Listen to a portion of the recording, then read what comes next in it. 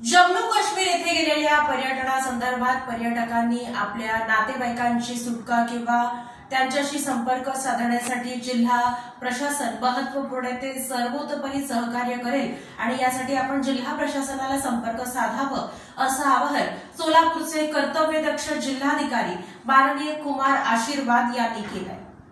जम्मू काश्मीर येथील पहलगाम येथील पर्यटकांवर दहशतवाद्यांनी 22 एप्रिल रोजी हल्ला केला। यामध्ये मृत्यू झालेल्या किंवा जखमी झालेल्या नागरिकांमध्ये सोलापूर जिल्ह्यातील नागरिक नाहीत। सद्यस्थितीमध्ये जिल्ह्यातील 47 नागरिक श्रीनगर येथील एका हॉटेलमध्ये सुरक्षित आहेत।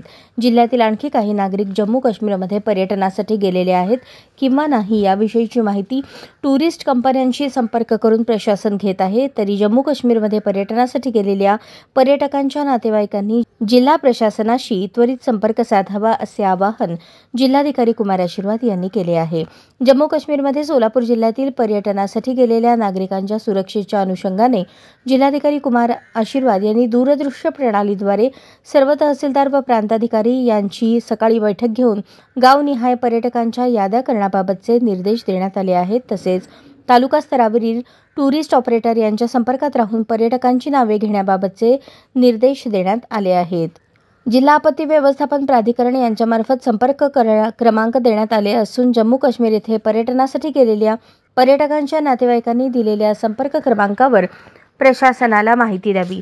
प्रशासनाच्या वतीने सर्व पर्यटकांना सहकार्य उपलब्ध करून देण्यात येणार असल्याची माहिती जिल्हाधिकारी कुमार आशीर्वाद यांनी दिली। सद्यस्थितीत मिळालेल्या माहितीप्रमाणे सोलापूर जिल्ह्यातील 47 पर्यटक श्रीनगर येथे सुरक्षित असल्याची माहिती मिळाली असून ते पर्यटक एकत्रित एका हॉटेलवर थांबलेले आहेत।